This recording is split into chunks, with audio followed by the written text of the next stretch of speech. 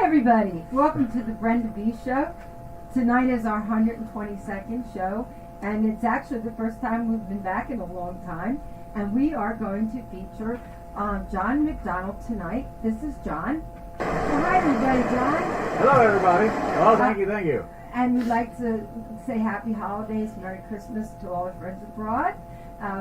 And you know who you are, so I'm not going to mention it. But you know, I love you and thank you for being with us tonight. Tonight I'm going to talk about John and his career. Actually, I'm going to put my glasses on when we start so I can see a little bit. John graduated from Eastern Illinois University in 1975. You're a little bit older than me, you know. Mm-hmm. Not much. I know. A year. You know, it's always nice to have somebody older than you. But anyway, especially when you tell the world. John was a public school music teacher in Central Illinois in 1975 to 1986. He also was an Illinois State University master's program, in 1982. And he played in Peoria Symphony in 1975 to 86. What was your master's in, John? I did my bachelor's degree in violin and my master's in viola, so I play both instruments. Do you have a favorite? I play a lot more viola as far as orchestral stuff is concerned, but as far as solo stuff, it's mostly violin. They're both wonderful instruments. Yes, they are. And you could give everybody a peek at, you were talking about your violin the other night, while we were practicing, and how old did you say, was there a story behind that? This is a 1968 Mesut Gozalin, made in Ankara, Turkey. Mesut Gozalin was a friend of my violin teacher from junior high through undergraduate school. My teacher's name was Sveti Kopuz. And so my parents gave me this violin as a high school graduation present. And then later on, I bought my viola from the same maker. It's a few years newer. So I have a matched pair of violin and viola by the same maker. Well, as a musician, we know instruments are important. Mm-hmm. Indeed. Well, and I thought that was a really nice story too, because we always remember our first in life, our first gift that we have, our first graduation, and our first instruments. In 1986 to 2001, you were in orchestra management. Was that with American Symphony? I had an internship, a fellowship with the American Symphony Orchestra League for the first year of that, 86 to 87. I was an intern in the business end of orchestra management, working with, I was with the Rochester Philharmonic and then the Grand Rapids Symphony, and I finished up with the St. Louis Symphony. It was a spectacular year.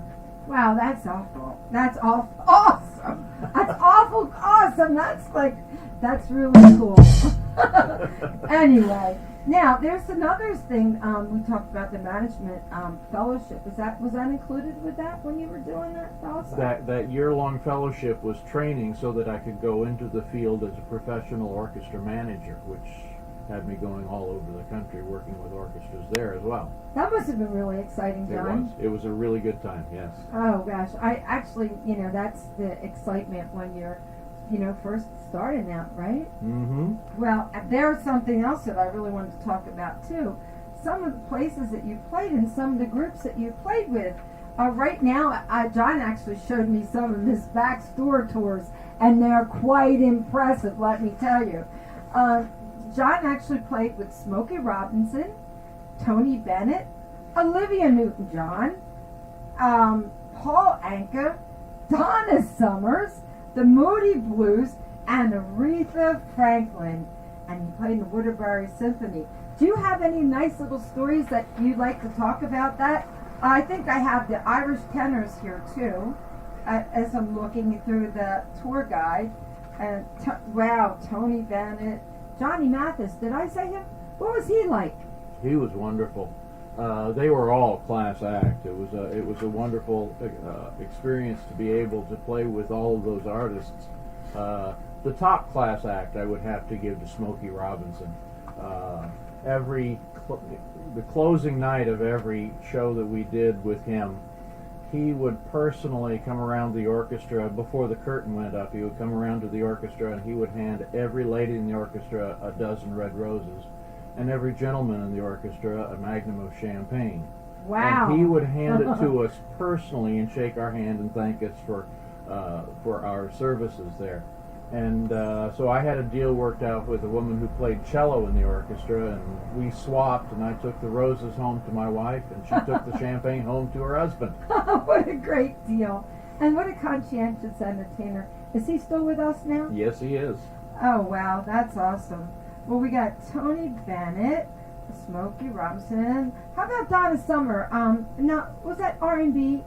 Now, did you... It was Motown. Motown? Yeah. And what role did you play in that? I was a member of the orchestra, playing in the background for her. Did you have a large orchestra? Probably about 30, 40 instruments. Wow. Was she pretty as person as she was? She was very nice, yes. I think she's beautiful. I mean, basically. Okay, so we got her, Paul Anka, Donna Summer, Tony Bennett, Aretha Franklin. What was her hit song then that you played with her? Oh, I don't know. If you take a look at the date on that, this has been a while ago, so my memory doesn't work as well as it used to. Oh my God! Not just you, all of us. Yes. Well, any particular stories that you want to talk about that, John, before we get into the music segment of our... I'm ready to play. Well, okay, well, I want to also later give a little talk about the Doobie Brothers also. Okay. When we get done. What are we starting off with now? We are starting off with a tune entitled Ashokan Farewell, and the funny thing about this piece is that I used to mispronounce it all the time. I would call it Ashokan Farewell, and that is the wrong pronunciation. But as I understand the story, Ashokan was a small community in a valley in upstate New York that was the victim of flooding due to, and it wasn't an accident, it wasn't Mother Nature, it was by design. They built a dam for hydroelectric power, and in the process of so doing, they had to Ashokan wound up being underneath the lake that was made by that dam, so thus the farewell to Ashokan. Wow. Well, I look forward to hearing it. Here we go.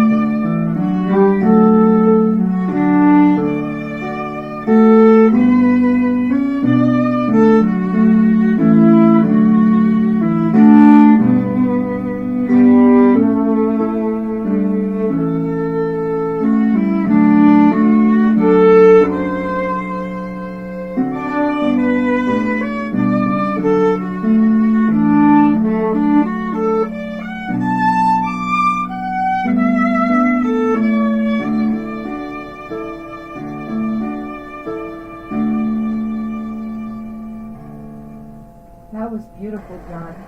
I'm sure our audience loved it too. John also, you're a conductor also right here in the community where we live. Tell everybody about that. I am the conductor of the Lake Fairways Chorus. When I began conducting the chorus, it was the Lake Fairways Men's Chorale, and as time went on, we started diminishing ranks of the men, and so we invited the ladies to join us, and it turned out to be a wonderful move on the chorus's part to have a full mixed chorus. So we put on a show every December for the holidays, and sometimes we put on a spring show as well. It's a great deal of fun. I know. I have asked you several times to play, and everybody in the community. Actually, we're going to do a concert now. You call it a what are you calling that? Soiree musicale, yes. So we're doing a little live soiree musicale tonight, and I've been trying to get Mr. McDonald John to play for a long time, and he's great. He's greatly. I'm grateful that he said yes. So we have everybody looking forward to tonight. John, this next song you're playing is in a day of life of a fool. I can relate. Oh, I think we all can at some point or other. The original title is in, I believe, Spanish, or it might be Brazilian or Portuguese, that is, and that is Manhã de Carnaval. But it is very much of a samba feel to it, and it's just a delight to play. Well, we can't wait to hear it.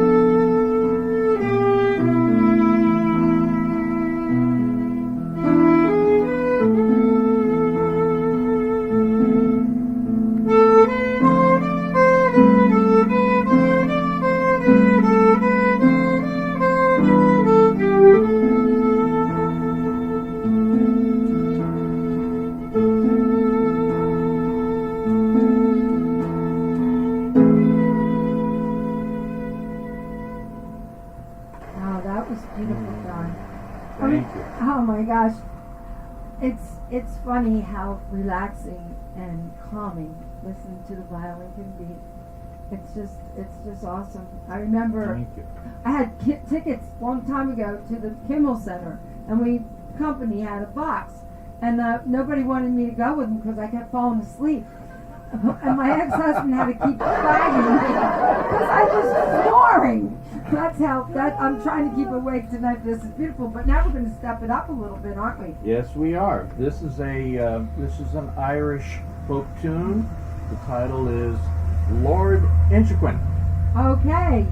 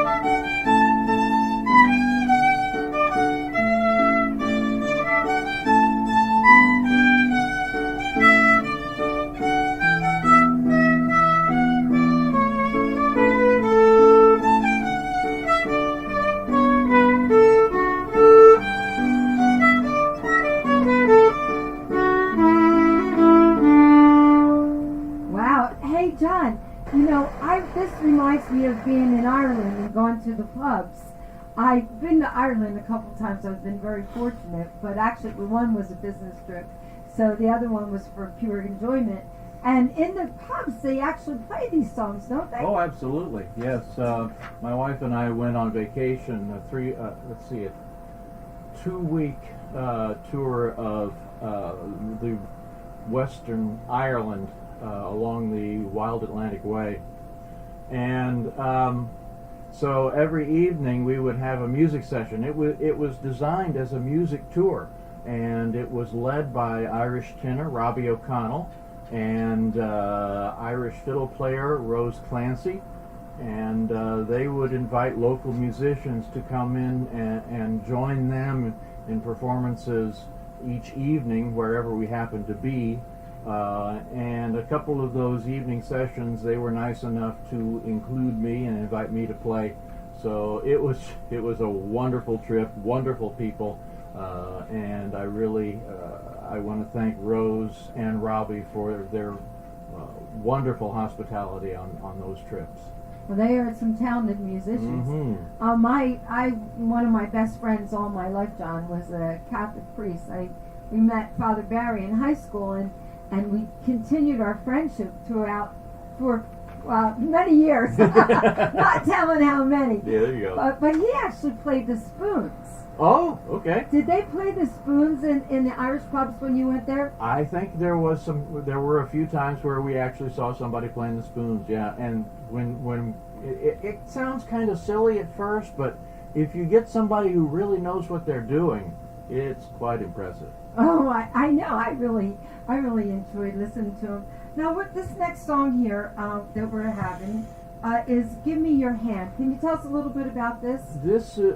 The original title is in Gaelic, and it's Taver Dom Do Lam, and translates to "Give Me Your Hand." I don't know the full story of the tune, but I'm guessing some young man is asking some young woman to be his bride. So oh, how romantic! We'll see how well he fares. God willing.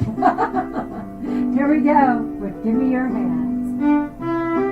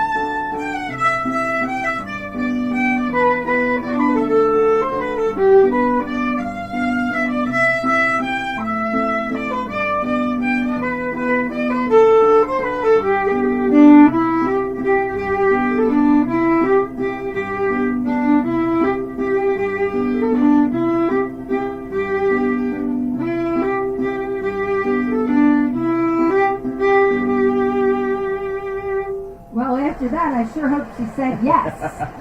Let's hope so, yeah. Yes. Well, moving forward, our next song is going to be playing Farewell to Mystic Harbor. I know I've been to Mystic Harbor. Is there a story for you? My wife and I moved here to Florida from Connecticut. Excuse me for just a second, I gotta switch to the phone. So we lived in New Haven. We had a summer cottage in the Colchester area, and the Colchester East Haddam area was due north of Mystic, and so every now and then we would go down to Mystic and tour the sites. So it's absolutely beautiful. There was one year where they were having the tall ships parade. Was just absolutely amazing when we saw that all the ships were sailing out of Boston and down to New York City, and they came right through Long Island Sound, and so it was absolute delight to see those tall ships coming through. So To our overseas friends, this is a beautiful waterway. What is the waterway that runs through there? What is that exactly? It is, well, it's the Atlantic Ocean until you get between Connecticut and Long Island. Then it's Long Island Sound.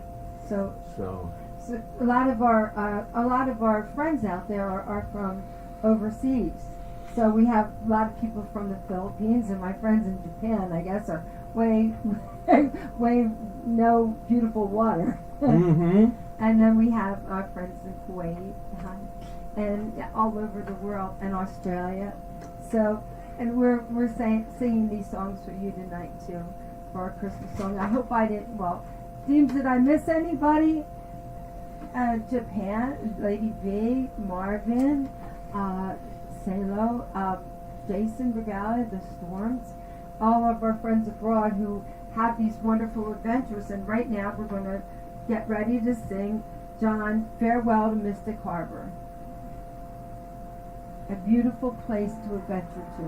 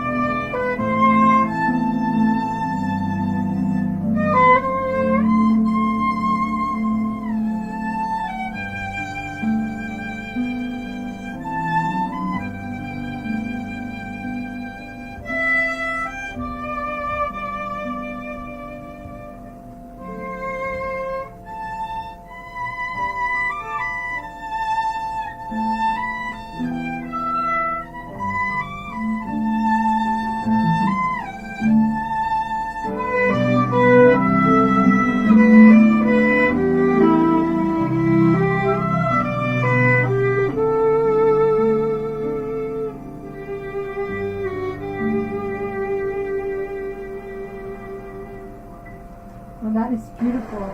Gems, Sir Marvin, Sir Rusty, when you come here, when you come here on tour, I hope to take you to Mystic. And if this is any indication of how beautiful it is with music, I can't wait for you to see it in person. John, where are we going right down now? How many more songs do we have to? We've got one left. And this one is pretty much my signature tune. It's a piece called Mountain Spring. I first heard it performed by an ensemble by the name of Barrage. If your audience is familiar with the Broadway show Stomp, where they use 5-gallon buckets and mops and brooms to play a percussion show and garbage can lids and all kinds of crazy stuff. So Stomp is for percussion.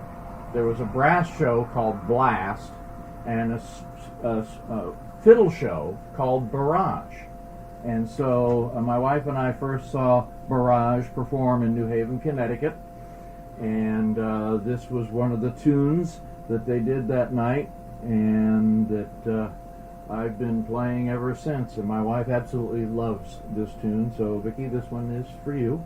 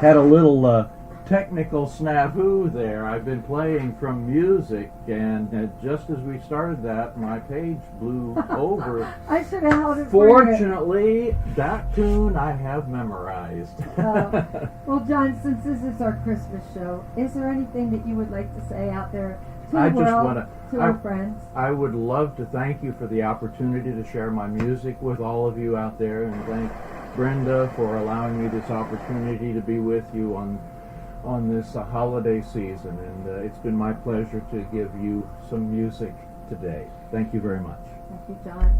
And to you, my friends, I'd like to thank the Erasmus Star musicians, my family, my friends, James Palmer, my engineer, and even my ex-husband for watching the dog.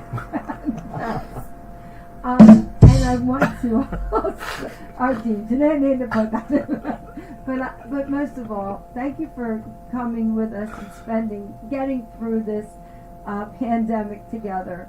I need you to know I love each and every one of you, and thank you for being with me this time, and thank you for the contributions that you've made to the world to make a better place. And I love you all. Thank you. Do you want to do this? Hey, you know what? Tonight we're gonna be. Are we still gonna go live tonight? Tonight we're gonna try to do our best to go live at our soiree. We're gonna be on a little bit after 7, God willing. And again, thank you for joining us tonight.